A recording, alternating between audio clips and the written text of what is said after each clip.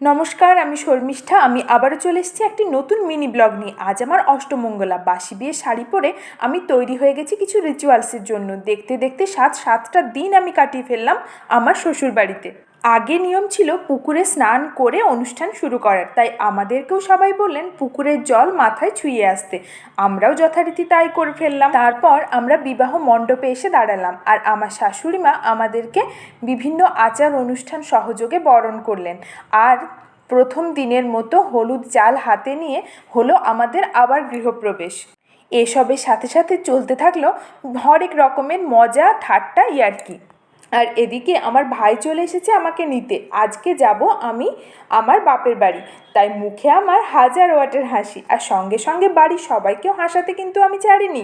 আর এভাবেই মজা করতে করতে কাটলো আমার অষ্টমঙ্গলার সকালবেলা। বাকি অংশটুকু দেখার জন্য চোখ রাখুন আমার চ্যানেলে।